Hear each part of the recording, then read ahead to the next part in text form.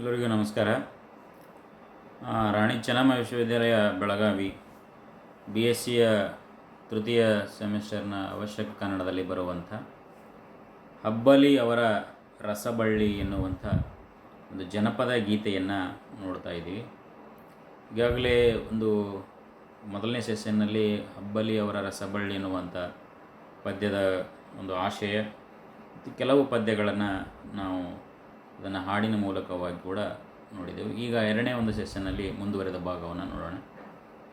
ನಾನು ಶ್ರೀ ಬಾಪುಗೌಡ, ಕನ್ನಡ ಸಹಾಯಕ ಪ್ರಾಧ್ಯಾಪಕರು, ಸರ್ಕಾರಿ ಪ್ರಥಮ ದರ್ಜೆ ಕಾಲೇಜು ಜಳಕಿ.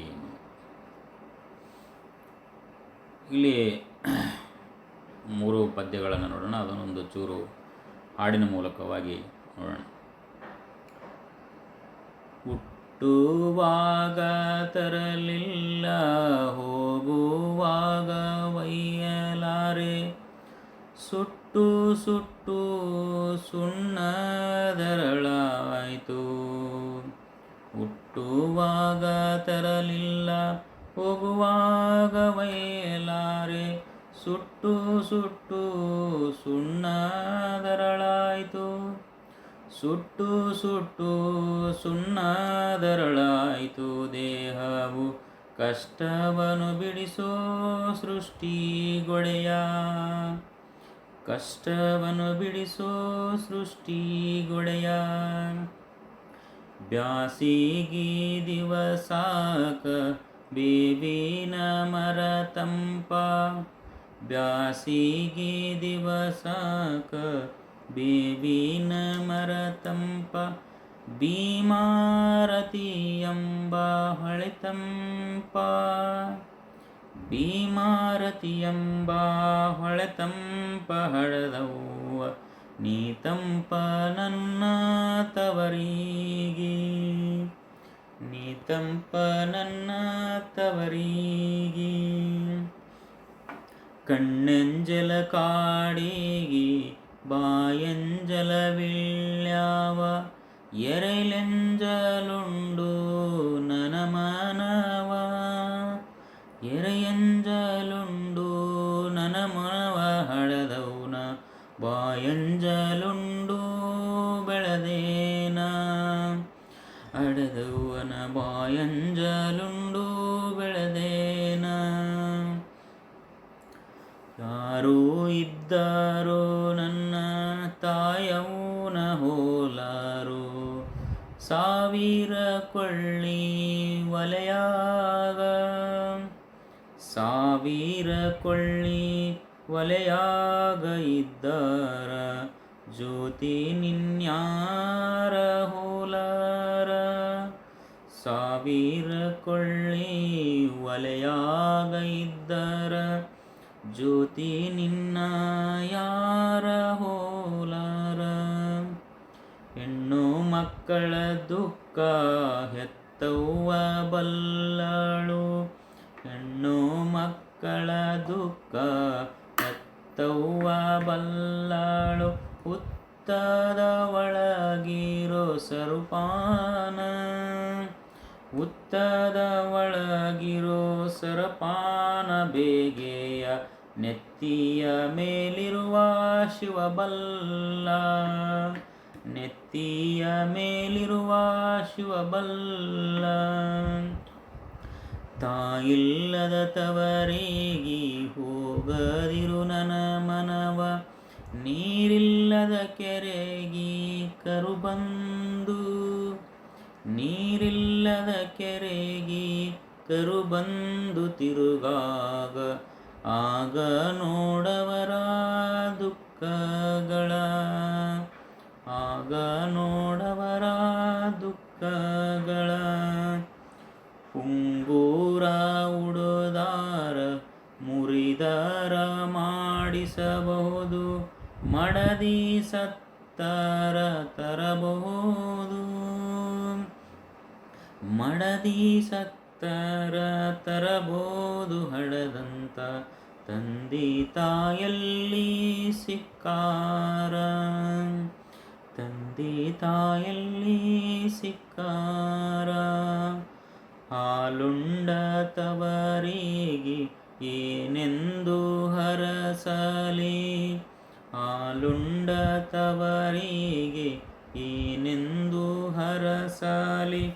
ಹೊಳೆದಂಡಿಲಿರುವ ಕರಕೀಯ, ಹೊಳೆದಂಡಿಲಿರುವ ಕರಕೀಯ ಕುಡಿಯಂಗ ಹಬ್ಬಲಿಯವರ ರಸಬಳ್ಳಿ, ಹಬ್ಬಲಿಯವರ ರಸಬಳ್ಳಿ. ಈ ರೀತಿಯಾಗಿ ನಾವು ಅದನ್ನು ಹಾಡಿನ ಮೂಲಕವಾಗಿ ನಾವು ನೋಡ್ಬೋದು. ಈಗ ಈ ಪದ್ಯಗಳ ಒಂದಿಷ್ಟು ಅರ್ಥ ವಿವರಣೆ ನಾವು ನೋಡೋದಾದರೆ, ಇಲ್ಲಿ ಹೇಳ್ತಾಳೆ, ನಾವು ಹುಟ್ಟುವಾಗ ಏನನ್ನೂ ಕೂಡ ನಾವು ತರಲಿಲ್ಲ, ಹೋಗುವಾಗ ಕೂಡ ನಾವು ಏನನ್ನೂ ಒಯ್ಯೋದಿಲ್ಲ, ಆದರೆ ಬಡವರಿಗೆ ಮೇಲಿಂದ ಮೇಲೆ ಯಾಕೆ ಕಷ್ಟವನ್ನು ಕೊಡ್ತಾ ಇದೆಯಾ ಸೃಷ್ಟಿಯನ್ನು ಮಾಡಿರುವಂಥ ಸೃಷ್ಟಿ ಒಡೆಯ. ನೋಡಿ, ಕಷ್ಟ ಮೇಲೆ ಬಡವನ ಸಿಟ್ಟು ದವಡೆಗೆ ಮೂಲ ಅಂತ ಹೇಳ್ತಾರೆ.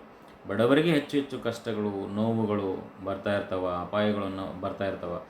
ಹಾಗಾಗಿ ಹುಟ್ಟುವಾಗ ನಾವು ಏನನ್ನೂ ತರಲಿಲ್ಲ, ಆದರೆ ನನ್ನ ಬದುಕಿನಲ್ಲಿ ನಾನು ಈ ಬಡತನದಲ್ಲಿ ಬೆಂದು ಅದನ್ನು ನೀಗಿಸೋಕ್ಕಾಗಿಯೇ ತುಂಬ ಕಷ್ಟವನ್ನು ಪಟ್ಟೆ. ಸುಟ್ಟು ಸುಟ್ಟು ಸುಣ್ಣದ ರಳಾಗಿ ನನ್ನ ದೇಹ ಹೋಯಿತು. ಅದಕ್ಕಾಗಿ ದಯವಿಟ್ಟು ಸೃಷ್ಟಿ ಒಡೆಯನಾಗಿರುವಂಥ ನೀನು ನನ್ನ ಕಷ್ಟವನ್ನು ದೂರ ಮಾಡು, ನನಗೂ ಒಂದು ಚೂರು ಕರುಣೆಯನ್ನು ತೋರಿಸು ಅನ್ನುವಂಥ ಮಾತನ್ನು ಈ ಪದ್ಯದ ಮೂಲಕ ನಿವೇದನೆ ಮಾಡಿಕೊಳ್ತಾಳೆ. ಮುಂದುವರೆದು 7ನೇ ಪದ್ಯದಲ್ಲಿ, ನಾವೆಲ್ಲ ಬ್ಯಾಸಿಗೆ ದಿವಸಕ್ಕೆ ಬೇವಿನ ಮರ ತಂಪ ಅಂತೈತಿ. ಬ್ಯಾಸಿಗೆ ದಿವಸಕ್ಕೆ ಬೇವಿನ ಮರ ತಂಪ, ಈ ಭೀಮಾರತಿ ಎಂಬ ಹೊಳೆ ತಂಪ, ಅಡೆದವ್ವ ನೀ ತಂಪ ನನ್ನ ತವರಿ. ಈ ಉಪಮೇಯಗಳನ್ನು ಬಳಸ್ತಾಳಕಿ. ಬ್ಯಾಸಿಗೆ ದಿವಸಕ್ಕೆ ಹೇಗೆ ಬೇವಿನ ಮರ ತಂಪನ್ನು ನೀಡ್ತದ ಪ್ರಾಣಿ ಪಕ್ಷಿಗಳಿಗೆ ಎಲ್ಲರಿಗೂ ಕೂಡ, ಹಾಗೆ ಭೀಮಾರತಿ ಎಂಬ ಹೊಳೆ, ಭೀಮಾ ನದಿ ಸುತ್ತಮುತ್ತಲಿನ ಜನರಿಗೆ, ದನ ಕರುಗಳಿಗೆ ಎಲ್ಲ ರೀತಿಯೂ ಕೂಡ ಒಂದು ಆಧಾರ ಭೀಮಾರತಿ. ಹೇಗೆ ಬೇವಿನ ಮರ ಆಧಾರ, ಭೀಮಾರತಿ ಹೊಳೆ ಆಧಾರ, ಹಾಗೆ ಇಡೀ ಒಂದು ಕುಟುಂಬಕ್ಕೆ ನನ್ನ ಹಡೆದವ ಯಾವಾಗಲೂ ಕೂಡ ಆಧಾರ ಮತ್ತು ಆಶ್ರಯ. ಅವಳಿದ್ದರೆ ನನಗೊಂದು ಬಲ. ಹೊಳೆ ತಂಪ, ಹಡೆದವ ನೀ ತಂಪ ನನ್ನ ತವರಿಗೆ ಎನ್ನುವಂಥ ಮಾತನ್ನು ತುಂಬ ಮನಸ್ಸಾರೆ ಆ ಮಾತನ್ನು ಹೇಳ್ತಾಳೆ. ಮತ್ತೆ ಮುಂದುವರಿದು, ನಾನು ಯಾವ ರೀತಿ ಬೆಳೆದು ಬಂದೆ ಅಂತ ಹೇಳ್ತಾಳೆ. ಕಣ್ಣೆಂಜಲ ಕಾಡಿಗೆ ಬಾಯಂಜಲ ವೀಳ್ಯವ, ಎರೆಯಂಜಲ ಉಂಡು ನನ್ನ ಮನವ, ಹಡೆದವನ ಬಾಯಂಜಲುಂಡು ಬೆಳೆದೇನ. ಇಲ್ಲಿ ಕಾಡಿಗೆ ಕಣ್ಣೆಂಜಲು, ಕಣ್ಣಿನೆಂಜಲಿಂದ ಕಾಡಿಗೆ ನಾವು ಯಾವ ರೀತಿ ಹಚ್ತೀವಿ. ಬಾಯಿಯಂಜಲು ವೀಳ್ಯವನ ತಿರಬೇಕಾದ್ರೆ ಬಾಯಿ ಅಂಜಲು ಆಗ್ತದೆ. ಹಾಗೆ ಎರೆಯಂಜಲು ಈ ಮಣ್ಣು, ಎರೆಮಣ್ಣು, ಅದನ್ನು ನಾವು ಉಂಡು ತಿಂದು ಬೆಳೆದು, ಹಾಗೆ ನನ್ನ ಹಡೆದವನ ಒಂದು, ಅಂದರೆ ಇಲ್ಲಿ ಹಡೆದವನ ಎಂಜಲು ಅಂತ ಅರ್ಥಲ್ಲ, ಹಡೆದವಳನ್ನು ಎಷ್ಟು ಅದನ್ನು ತುತ್ತು ಮಾಡಿ ಪ್ರೀತಿಯಿಂದ ನನಗೆ ಉಣಿಸಿ ತಿಣಿಸಿ ಬೆಳೆಸ್ತಾಳ ಎನ್ನುವಂಥದ್ರ ಬಗ್ಗೆ ಇಲ್ಲಿ ಮಾತನ್ನು, ಹಡೆದವನ ಬಾಯಂಜಲುಂಡು ಬೆಳೆದೆ ನಾನು, ಹಡೆದವನ ಒಂದು ಪ್ರೀತಿಯ ಆ ತುತ್ತುಗಳಿಂದ ನಾನು ಬೆಳೆದು ಬಂದೆ ಎನ್ನುವಂಥ ಮಾತನ್ನು ಇಲ್ಲಿ ಜನಪದ ಮಹಿಳೆ ಹಾಡಿ ಹೋಗುತ್ತಾಳೆ. ಮುಂದುವರೆದು, ಯಾರೇ ಆದರೂ ಕೂಡ ನಾವು ಹಡೆದ ತಾಯಿಯನ್ನು ಹೋಲಿಕೆ ಮಾಡಲಿಕ್ಕೆ ಸಾಧ್ಯ ಇಲ್ಲ. ಹೇಳ್ತಿರ್ತಾರೆ, ದುಡ್ಡು ಕೊಟ್ಟರೆ ಬೇಕಾದರೂ ಸಿಗ್ಬೋದು, ಆದರೆ ಹಡೆದ ತಾಯಿ ತಂದೆ ಸಿಗಲಿಕ್ಕೆ ಸಾಧ್ಯ ಇಲ್ಲ. ಆ ಧಾಟಿಯಲ್ಲೇ ಆಕೆ ಹೇಳ್ತಾಳೆ, ಯಾರು ಇದ್ದರೂ ನನ್ನ ತಾಯಿಯವನ ಹೋಲಾರು.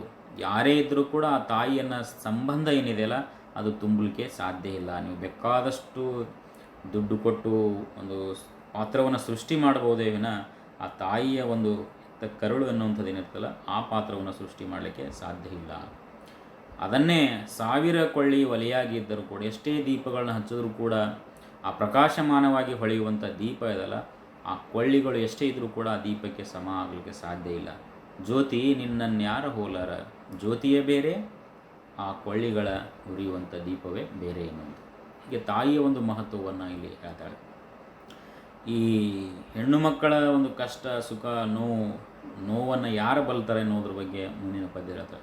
ಹೆಣ್ಣು ಮಕ್ಕಳ ದುಃಖ ಹೆತ್ತವ್ವ ಬಲ್ಲಳು, ಹುತ್ತದ ಒಳಗಿರುವ ಸರ್ಪನ ಬೇಗೆಯ ನೆತ್ತಿಯ ಮೇಲಿರುವ ಶೋಬಲ್ಲ. ನೋಡ್ರಿ, ಒಂದು ಮನೆಯಲ್ಲಿರುವಂಥ ಹೆಣ್ಣು ಮಕ್ಕಳ ಕಷ್ಟ ಸುಖ ನೋವು, ಆಕೆಗೆ ಏನು ಬೇಕು ಬೇಡ ಎನ್ನುವಂಥದ್ದನ್ನು ಆ ತಾಯಿಗೆ ಮಾತ್ರ ಗೊತ್ತಿರ್ತದೆ, ಇನ್ನೋರಿಗೆ ಗೊತ್ತಿರಲಿಕ್ಕೆ ಸಾಧ್ಯ ಇಲ್ಲ. ಹೇಗೆ ಹುತ್ತದ ಒಳಗಿರುವಂಥ ಈ ಸರ್ಪವನ್ನು ನಮ್ಮ ನೆತ್ತಿಯ ಮೇಲಿರುವಂಥ ಶಿವನಿಗೆ ಮಾತ್ರ ಗೊತ್ತಿರ್ತದೆ, ಹಾಗೆ ಒಂದು ಕುಟುಂಬದ ಮಕ್ಕಳ, ಅದರಲ್ಲಿ ಹೆಣ್ಣು ಮಕ್ಕಳ ದುಃಖವನ್ನು ಹೆತ್ತವ ಮಾತ್ರ ಬಲ್ತಾಳೆ ಎನ್ನುವಂಥದ್ದನ್ನು ಈ ಪದ್ಯದಲ್ಲಿ ಹೇಳ್ತಾಳೆ. ಅದಕ್ಕಾಗಿ ನಾನು ತಾಯಿ ಇದ್ದರೆ ಮಾತ್ರ ನನಗೆ ತವರು ಅನ್ನುವಂಥ ಆಶೆಯನ್ನು ಜನಪದ ಸ್ತ್ರೀ ಹೇಳ್ತಾಳೆ. ತಾಯಿ ಇಲ್ಲದ ತವರಿಗೆ ಹೋಗದಿರು ನನ್ನ ಮಾವ.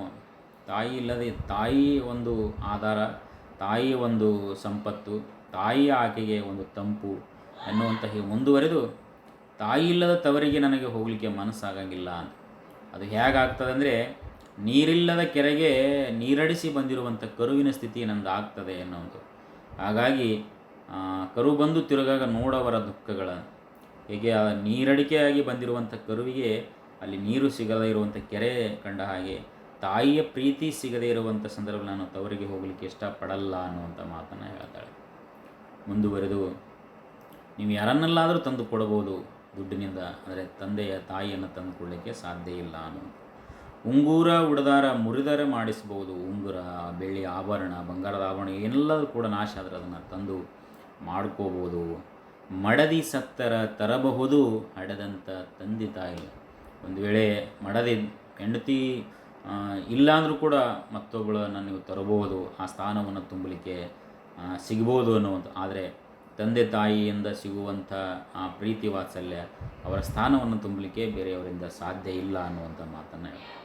ಹಾಗಾಗಿನೇ ಅವರು ಬಹಳ ಮನಸಾರೆಗೆ ಹರಸ್ತಾಳೆ, ಹಬ್ಬಲಿ ಅವರ ರಸಬಳ್ಳಿ ಅಂಥೇಳಿ. ನನ್ನ ತವರು ಮನೆಯ ಸಿರಿ ಸಂಪತ್ತು ಹೆಚ್ಚಾಗಲಿ ಅನ್ನುವಂಥದ್ದೇ ಆಕೆ ಆಸೆ ಇರ್ತದೆ. ಹಾಲುಂಡ ತವರಿಗೆ ಏನೆಂದು ಹರಸಲಿ, ಹಾಲುಂಡ ತವರಿಗೆ ಏನೆಂದು ಹರಸಲಿ, ಹೊಳೆದಂಡೆಲಿರುವ ಕರಕಿಯ ಕುಡಿ ಹಂಗ ಹಬ್ಬಲಿ ಅವರ ರಸಬಳ್ಳಿ. ಹಾಲು ಉಂಡು ಬೆಳೆದಿರುವಂಥ ಪ್ರೀತಿ ವಾತ್ಸಲ್ಯ ಮಮತೆಯಿಂದ ಬೆಳೆದಿರುವಂಥ ಆ ತವರು ಮನೆ ನಾನು ಏನಂತ ಕೊನೆಯದಾಗಿ ಹಾರೈಸಲಿ, ಅದ್ರ ಬಗ್ಗೆ ತವರು ಮನೆಗೆ ಒಂದು ಅಭಿಮಾನದಿಂದ ಹಾರೈಸ್ತಾಳೆ. ಏನಂದರೆ, ಯಾವ ತೆರನಾಗಿ ಹೊಳೆಯ ದಂಡೆಯಲ್ಲಿ ಕರಕಿಯ ಕುಡಿ ಎಲ್ಲ ಕಡೆ ಹಬ್ಬುತ್ತಾ ಇರ್ತದಲ್ಲ ದಟ್ಟವಾಗಿ, ಹಾಗೆ ನನ್ನ ತವರು ಮನೆಯ ಸಂಬಂಧಗಳು, ಆ ಸಾಮರಸ್ಯದ ಬಳ್ಳಿಗಳು ಎಲ್ಲ ಕಡೆ ನನ್ನ ಸಂಬಂಧಗಳು ಹೆಚ್ಚಾಗಬೇಕು ಅನ್ನುವಂಥ ಭಾಳ ಹೃದಯಪೂರ್ವಕವಾಗಿರುವಂಥ ಆಸೆ ಇಲ್ಲಿ ಹಬ್ಬಲಿ ಅವರ ರಸಬಳ್ಳಿ ಅನ್ನುವಂಥ ಮಾತನ್ನು ಹೇಳುವ ಮೂಲಕವಾಗಿ ಹೇಳ್ತಾಳೆ. ಇದಿಷ್ಟು ಒಂದು ಜನಪದರ ಒಂದು ಪ್ರೀತಿ ವಾತ್ಸಲ್ಯಕ್ಕೆ ಹೆಸರಾಗಿರುವಂಥ ಪದ್ಯ ಈ ಒಂದು ಇದರಲ್ಲಿ ನೋಡಿದು. ಎಲ್ಲರಿಗೂ ನಮಸ್ಕಾರ.